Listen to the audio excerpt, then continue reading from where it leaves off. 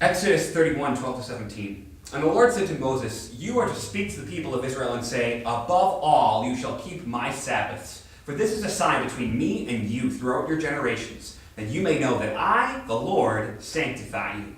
You shall keep the Sabbath because it is holy for you. Everyone who profanes it shall be put to death. Whoever does any work on it, that soul shall be cut off from among his people. 6 days shall work be done, but the seventh day is a Sabbath of solemn rest, holy to the Lord. Whoever does any work on the Sabbath day shall be put to death. Therefore the people of Israel shall keep the Sabbath, observing the Sabbath throughout their generations as a covenant forever.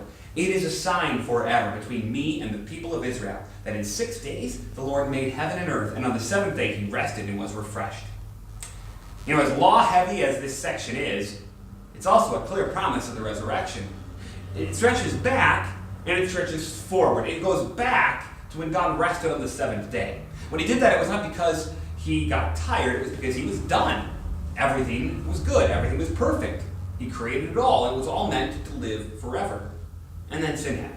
Sin ruined God's rest. It's sort of like if you were stretching out in the hammock for a nap outside on a beautiful warm day and suddenly it rains on you, or your kid comes and dumps a bucket of water on you or jumps on you or whatever, and you have a rude awakening. That is what sin did to God's rest. Your sin and my sin, your pride, your cursing, your evil thoughts, these did this to God's perfect creation and rest.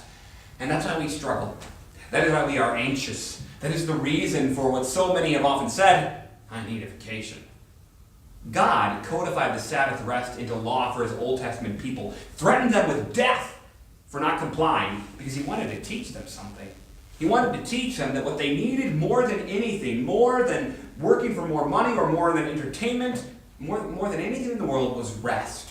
And that true rest came in Jesus. Jesus, who was sent in order to fix the creation that sin ruined. Jesus, who says to you, "Come to me, all you who labor and are heavy laden, and I will give you rest."